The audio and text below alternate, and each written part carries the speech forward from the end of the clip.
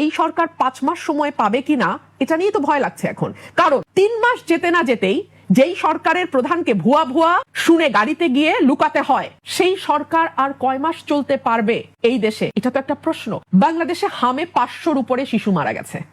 বাংলাদেশে তেলের জন্য কয়েকদিন আগেও হাহাকার হয়েছে, দাম বাড়ানোর সাথে সাথে লাইন উবে গেছে। অ্যাজ ইফ তারা তো, সরকার তো বলেছে তেলের মজুদ আছে।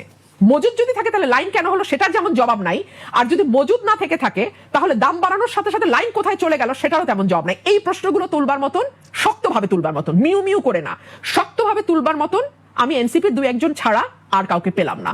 আচ্ছা, 3 হলো বিদ্যুতের দাম। সরকার ক্ষমতায় আসতে না আসতেই আবার বাড়ছে বিদ্যুতের দাম। তেলের দাম আর বিদ্যুতের দাম যখন বাড়ে তখন আপনি মনে রাখবেন করলা, বেগুন, ঝিঙ্গা, পটল সবকিছুর দাম বাড়বে, সবকিছুর দাম বাড়বে। আপনি বাজারে যান, আমরা তো কাউরান বাজারের মধ্যেই বসে আছি, গিয়ে পিছনে খবর নেন 100 টাকার নিচে আপনি কোনো সবজি পান কিনা। বহু পরিবার আছে 6 মাস 1 টুকরা মুরগির মাংস খায় নাই, গরুর মাংস তো চোখেই দেখে নাই, বাদ দিলাম। তো এইরকম অবস্থায় যখন আপনি তেল আর বিদ্যুতের দাম বাড়াবেন, মধ্যবিত্তের অবস্থা কি দাঁড়ায়? আমি আপনাকে এটা সাইডলাইন আরেকটা কথা বলি। এইবার মন্ত্রী হওয়ার পর দেখলাম প্রতিমন্ত্রীরা প্রধানমন্ত্রী গাড়ির পিছনে দৌড়ায়। বেশ, মানে আমি 3টা প্রতিমন্ত্রীকে দেখছি প্রধানমন্ত্রী গাড়ির পিছনে দৌড়াতে। মানে মন্ত্রী হতে হলে যদি আত্মসম্মান বোধ বাদ দিয়ে এখানে নামতে হয়, খোদা যেন আমাকে বাংলাদেশে কোনোদিন মন্ত্রী না করে। ইন্ডিপেন্ডেন্ট এমপির সম্মান অনেক বেশি, খোদা যেন আমাকে কোনোদিন মন্ত্রী না করে, যেখানে আমাকে একজন ব্যক্তির গাড়ির পিছনে, টিসিবির ট্রাকের পিছনে দৌড়ানোর মতন, অভাবী মানুষের মতন আমাকে দৌড়াতে বাধ্য করে। আমি এর চেয়ে খারাপ ভাবে আর কিছু বললাম না। প্রধানমন্ত্রী তো খুব সিরিয়াস। উনি তো রামিসার বাসায় ছুটে গেলেন, ধর্ষণের শিকার এই শিশু। উনি তো এক মাসের মধ্যে বিচারের প্রতিশ্রুতি দিলেন। আবার ওখানে তাদের মন্ত্রীদের কি অবস্থা হলো যদি বলতেন একটু, এখানে কি আমরা রিঅ্যাকশন পাই? দেখুন, আমি আজকে একটা পরিসংখ্যান দেখছিলাম, গত 1 মাসে মাদ্রাসায় বলাৎকারের শিকার হয়েছে 100 শিশু। এরপরে যদি আপনি ধর্ষণের পরিসংখ্যানে আসেন, 118 জন শিশু ধর্ষণের শিকার হয়েছে, 47 জন মৃত্যুবরণ করেছে। এর মধ্যে প্রধানমন্ত্রী শুধু রামিসার বাসায় গেছেন, আমরা এটাকে সাধুবাদ জানাই। এবং উনি সেই সঙ্গে এটাও বলছেন 1 মাসের মধ্যে বিচার কার্য সম্পন্ন হবে। উনি কি বিচারক? উনি কি বিচার বিভাগ? এমনকি বিচার বিভাগও কি বলতে পারে কতদিনে ট্রায়াল কমপ্লিট হবে? আপনি বলতে পারি আমরা 1 মাসের মধ্যে বিচার চাই, আমরা কালকের মধ্যে বিচার চাই, আমরা আম জনতা আমরা বলতে পারি। কিন্তু দায়িত্বশীল পদে থেকে কেউ কি বলতে পারে 1 মাসের মধ্যে বিচার হবে? 1। 2 হলো, দেখুন এই যে রামিসার বাসায় যাওয়া, এটা ভালো, ভালো, নিশ্চয়ই ভালো। কিন্তু তাহলে সেই প্রধানমন্ত্রী, সেই স্বরাষ্ট্রমন্ত্রী এবং সেই আইনমন্ত্রীকে ভুয়া ভুয়া স্লোগান দিয়ে মানুষ ধাওয়া দিল কেন? রীতিমতো ধাওয়া। কারণ আমি দেখেছি তাদেরকে কর্ডন করে কোনো মতে গাড়িতে ঢোকানো হয়েছে। কেন? কেন মানুষের মধ্যে এই ক্ষুব্ধতাটা কেন? এই জবাব তো এই সরকারকে বের করতে হবে। কারণ এর আগের সরকার 15 বছর 6 মাস সময় পেয়েছে, এই সরকার 5 মাস সময় পাবে কিনা এটা নিয়ে তো ভয় লাগছে এখন। কারণ 3 মাস যেতে না যেতেই যেই সরকারের প্রধানকে ভুয়া ভুয়া শুনে গাড়িতে গিয়ে লুকাতে হয়, সেই সরকার আর কয় মাস চলতে পারবে এই দেশে? এটা তো একটা প্রশ্ন।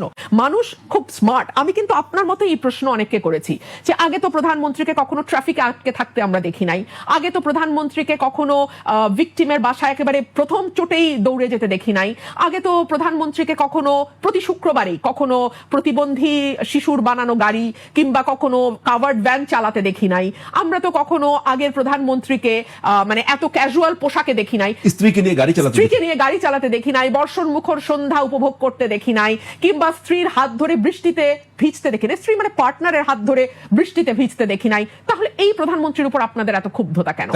তাই তো আমারও সেই প্রশ্ন। মানুষ এক কথায় চট করে বলে ফেলে স্টান্টবাজি, কিন্তু আমরা ভালোই বুঝি।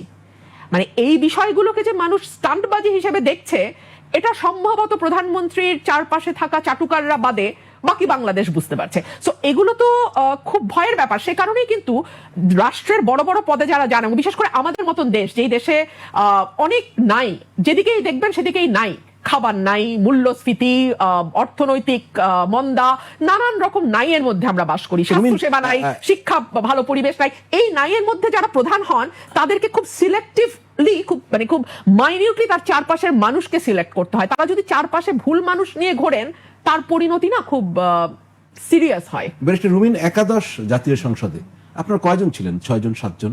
হ্যাঁ, 7 জন। সেরকম। কিন্তু এক উজ্জ্বল নক্ষত্রের মতো দেখলাম যে আপনি একাই 100। ওখানে ধরেন আওয়ামী লীগের সংসদ সদস্যরা অনেক, কিন্তু তা আমাদের চোখে পড়েনি। একজন রুমিন ফারহানা বলছেন মনে হচ্ছে যেন পুরোটাই সংসদ।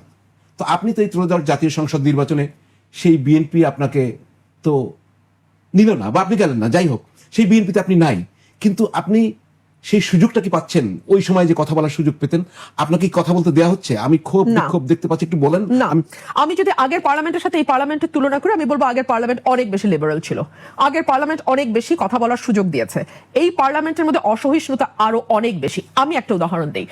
আমি যেদিন প্রথম শেখ হাসিনার পার্লামেন্টে বললাম এই সরকার অবৈধ, এবং আপনারা যারা 300 আসনে বসেছেন আপনারা বুকে হাত দিয়ে বলেন যে আপনারা জনগণের ভোটে নির্বাচিত হয়েছে, তখন ভীষণ চেঁচামেচি হয়েছে পার্লামেন্টে, খুব জোরে জোরে চেঁচামেচি হয়েছে, কিন্তু কোনো অশালীন অঙ্গভঙ্গি হয় নাই।